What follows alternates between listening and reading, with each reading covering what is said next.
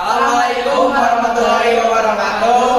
Kami dari kelompok 2 akan menjelaskan tentang atmosfer.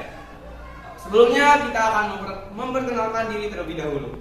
Saya Kevin. Saya Ditya Ramadhan Hakim. Saya Nanda. Saya Deskia. Saya Rita. Berikutlah penjelasannya. Pengertian atmosfer. Atmosfer adalah lapisan gas yang menyelimuti suatu planet termasuk bumi. Mengutip sumber belajar Kemdikbud, atmosfer diambil dari bahasa Yunani yaitu atmos dan spain. Atmos artinya uap air atau gas dan spaira artinya selimut. Atmosfer dari yang terendah hingga yang tertinggi diantaranya ada troposfer, stratosfer, mesosfer, termosfer, dan ionosfer dan eksosfer. Berikut ada penjelasannya. Lapisan troposfer merupakan lapisan terendah di bumi, yaitu 0 hingga 8 km di kutub, sedangkan lapisan termometer memiliki ketinggian 10-80 km dari permukaan bumi terendah laut atau ketebalan 70 km. Pada lapisan stonometer ketinggian 35-50 km. Terdapat lapisan ozon yang melindungi bumi dari paparan sinar ultraviolet yang berlebihan dari matahari. Lapisan berada pada ketinggian 120 km hingga 500 km. Pada lapisan ini terjadi prosesnya ionisasi dan penguraian gas atom sebagai akibat adanya radiasi ultraviolet dan sinar X serta berkurangnya daya tampung gas. Iklim dan cuaca. Cuaca adalah kondisi atmosfer yang terjadi pada waktu tertentu di daerah yang tidak luas. Iklim adalah kondisi rata-rata cuaca dalam periode waktu yang panjang, umumnya lebih dari 30 tahun dan cakupan wilayah yang luas. A. Penyinaran matahari. Intensitas penyinaran matahari adalah tingkatan penyinaran matah ke bumi. B. Suhu udara. Suhu udara memiliki pengaruh yang besar dalam cuaca yang terjadi di bumi. Suhu atau temperatur menunjukkan derajat panas benda.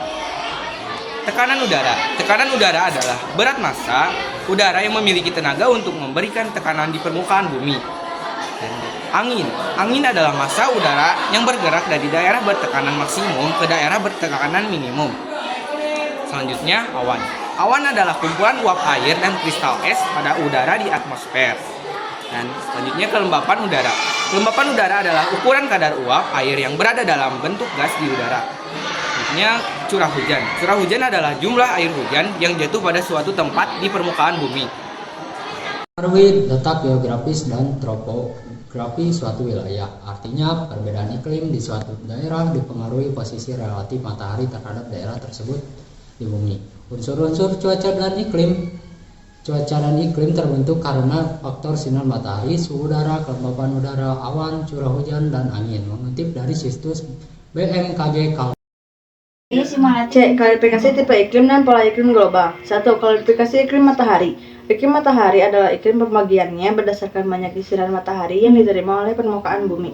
2. Iklim Pisces. Iklim Pisces adalah klasifikasi iklim yang pembagiannya berdasarkan kondisi sebenarnya suatu daerah sebagai hasil pengaruh keadaan alam dan lingkungan sekitarnya.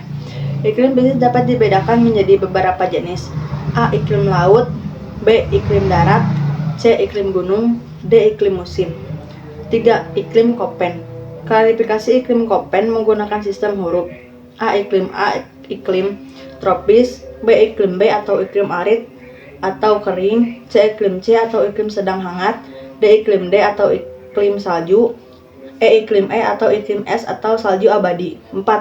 Iklim Schmidt-Ferguson. Klasifikasi iklim Schmidt-Ferguson adalah klasifikasi iklim yang banyak digunakan dalam bidang perkebunan dan pertanian.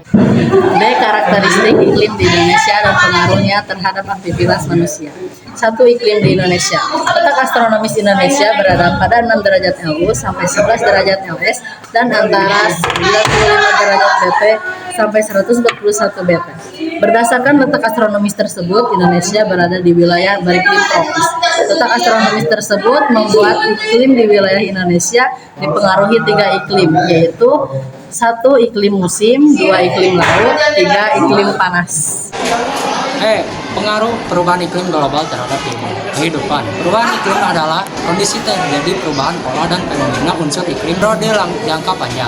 Jika perubahan iklim ini mencakup wilayah global disebut perubahan iklim global. Fenomena ini terjadi karena faktor alami seperti pengaruh posisi matahari dari bumi. 1. Pemanasan global. Pemanasan global terjadi akibat efek rumah kaca yang berlebihan. Rumah kaca adalah proses atmosfer bumi merangkap energi panas di permukaan bumi. Pemanasan global terjadi karena aktivitas manusia yang menyebabkan meningkatkan secara signifikan emisi gas rumah kaca di atmosfer. 2. Peristiwa El Nino dan La Nina. Interaksi antara perairan laut dan atmosfer dapat menyebabkan terjadi fenomena El Nino dan La Nina. A. El Nino. El Nino adalah anomali yang terjadi di Samudra Pasifik bagian tengah, ditandai dengan meningkatnya suhu permukaan laut. B. La Nina. La Nina adalah fenomena yang berkebalikan dengan El Nino. Ketika La Nina terjadi, wilayah Samudra Pasifik mengalami penurunan suhu permukaan laut di bawah suhu normalnya. 3. Dampak perubahan iklim terhadap kehidupan. Fenomena pemanasan global serta fenomena El Nino dan La Nina mengakibatkan perubahan iklim secara global. Permukaan laut meningkat, mencairnya lapisan es di kutub utara dan kutub selatan, mengakibatkan naiknya permukaan air laut. Dampaknya pulau-pulau kecil akan tenggelam, kehidupan masyarakat di pesisir terancam, dan lain-lain. B. Terjadinya bencana alam ekstern.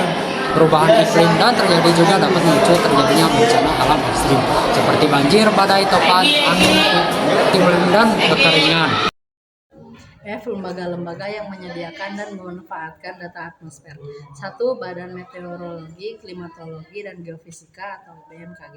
Badan Meteorologi, Klimatologi, dan Geofisika atau BMKG adalah lembaga pemerintah non-kementerian yang mempunyai tugas melaksanakan tugas pemerintahan di bidang meteorologi, klimatologi, dan geofisika Indonesia.